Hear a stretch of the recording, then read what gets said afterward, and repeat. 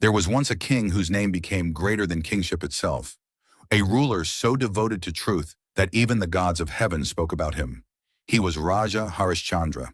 Born in the illustrious Surya Vamsha, the solar dynasty, Harishchandra ruled the sacred city of Ayodhya with justice, compassion, and unwavering righteousness. Under his reign, no one slept hungry, no one feared injustice. Charity flowed through the kingdom like the waters of the Ganga.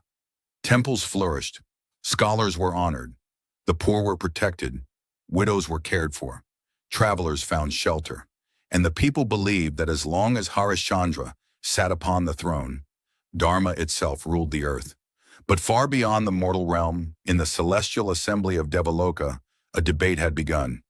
Sage Vashishta proudly proclaimed, "Among all men who walk upon this earth, there exists none greater in truth, righteousness, and steadfastness than King Harishchandra." But sage Vishwamitra disagreed.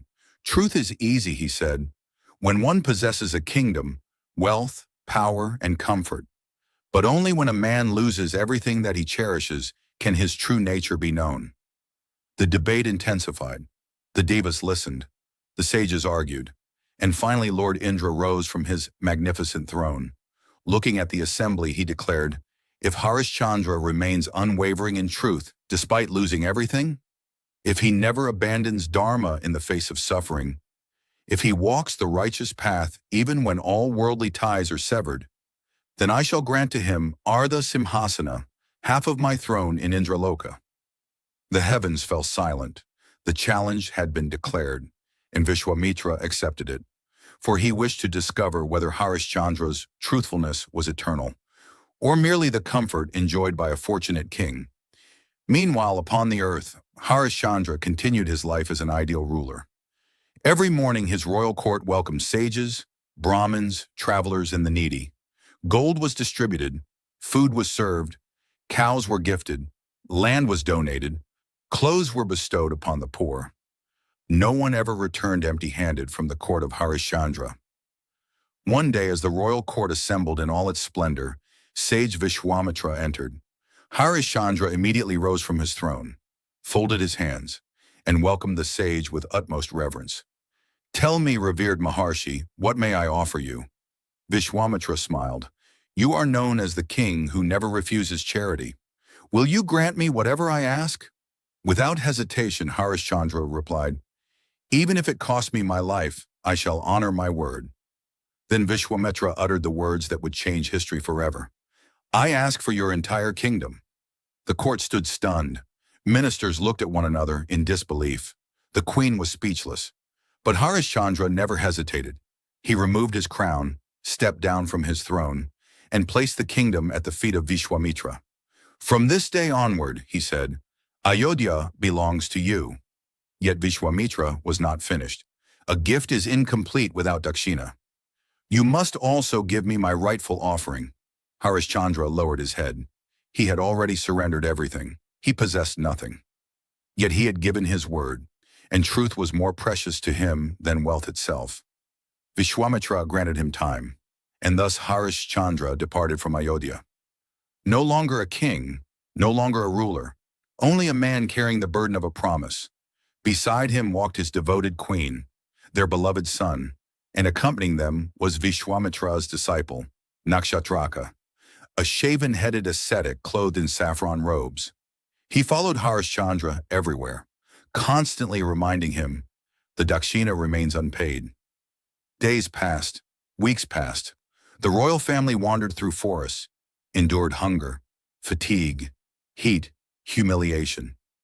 Nakshatraka demanded food, demanded service, demanded comfort. Yet Harishchandra never complained. Not once did he blame fate.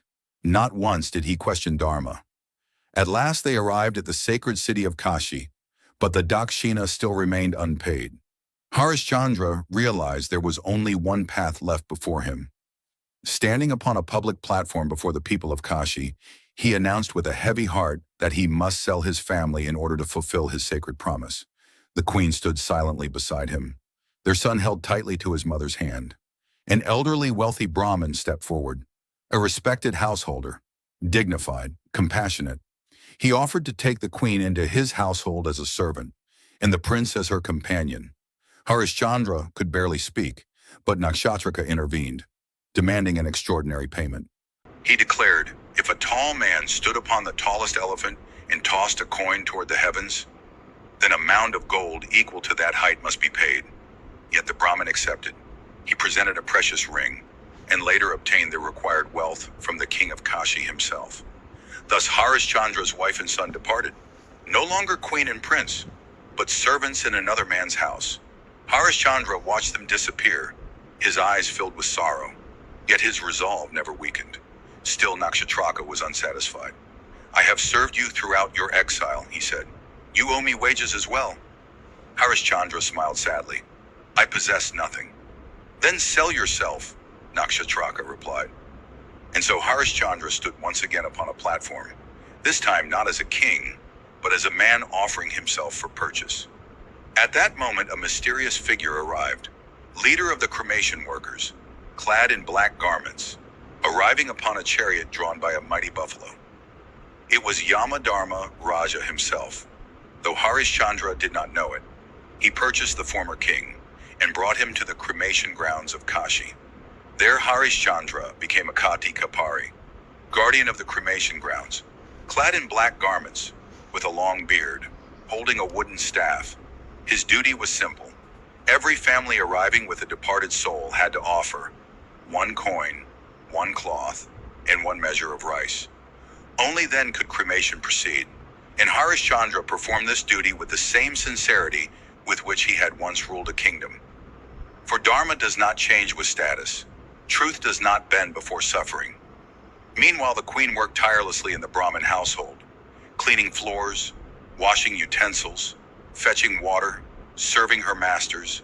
Their son gathered firewood in nearby forests, until one day tragedy struck. The young prince was bitten by a serpent and breathed his last. The grieving mother carried the lifeless body of her son wrapped in cloth and arrived at the cremation ground. There she encountered its guardian, her husband, once a mighty king, now keeper of the cremation grounds, and both recognized one another. Husband, wife, separated by destiny, united in grief. Harishchandra's heart shattered, yet duty stood before emotion. Softly he spoke. The rules apply equally to everyone. For cremation, a coin, cloth, and rice must be offered. The queen wept. I possess nothing. She pleaded with Harishchandra. Permit me to return to my mistress's house and bring what you ask. Harishchandra agreed, but fate had one final trial. While returning through the streets of Kashi, royal guards arrested her. Confused and frightened, she was brought before the king. What crime have I committed? She asked. The king replied angrily, My son has disappeared. You alone were seen nearby. You have murdered my child. Despite her innocence, she was condemned, and the king ordered her execution. She was taken to the cremation grounds. The guards informed Harishchandra, By order of the king, this woman must be executed. Harishchandra stood motionless, for the condemned woman was his own wife, yet he had accepted the command of his master. Taking the sword offered to him by his lord, he bowed his head and declared, Saho Yelika, as my master commands. And at that very moment, the heavens opened. Divine radiance descended. Lord Shiva appeared. Beside him stood Goddess Parvati. Yamadharma Raja revealed his true form. Lord Indra descended from heaven, and Vishwamitra stepped forward, smiling, for the test had ended. Vashishta's words had been proven true. Harishchandra had lost his kingdom, lost his wealth, lost his family, lost his honor, lost his dignity, yet never abandoned truth, never abandoned Dharma. The cremation ground transformed into a sacred Yajnavalika. Sacred fires blazed. Sages chanted Vedic hymns. Flowers rained from the heavens. The young prince was restored to life. Harishchandra regained his royal attire. His queen stood beside him once again. Their son smiled again. Even Vishwamitra bowed his head in admiration, for he had discovered that truth was not merely Harishchandra's virtue. Truth itself was Harishchandra's very nature. Lord Indra then fulfilled his promise. Harishchandra, you have achieved what few among gods or men have ever attained. Come, be seated beside me in Indraloka. And thus the king who lost everything won immortality. He was forever remembered as Satya Harishchandra. Even today, upon the sacred banks of the Ganga in Varanasi, stands Harishchandra Ghat.